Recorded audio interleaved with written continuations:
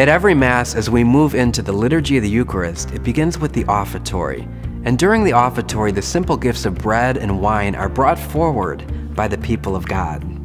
The gifts of bread and wine are actually symbolic of our offertory, whatever it is that we want to offer to God during Mass. The reality is there's no greater gift than we can offer to God than our very selves.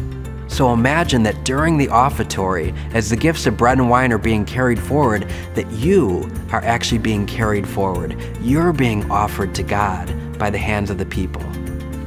It's so important that we actually do this, that we offer ourselves to God, and that we offer ourselves as we are. No matter what's going on in your life, just give yourself to Him right there in that very moment.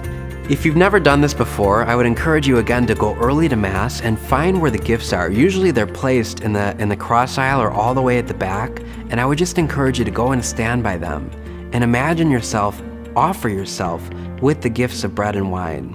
Imagine that it is your body that is laying there on the gold plate, your blood that is laying there in the chalice, giving yourself to God.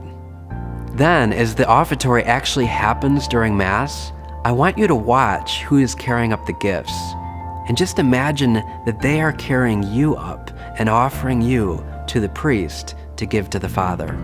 Imagine that you are offering your life, your body, your soul, your spirit, everything that you have and everything that you are to God.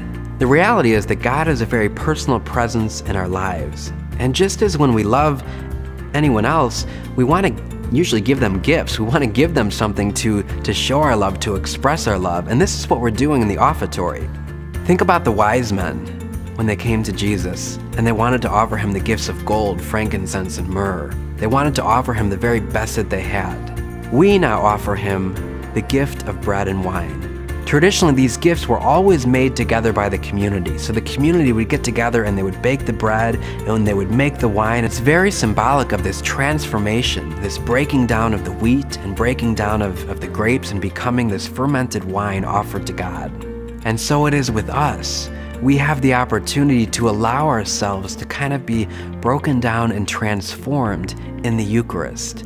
And it happens at the moment of offertory if we're aware of it and if we give ourselves to the Lord.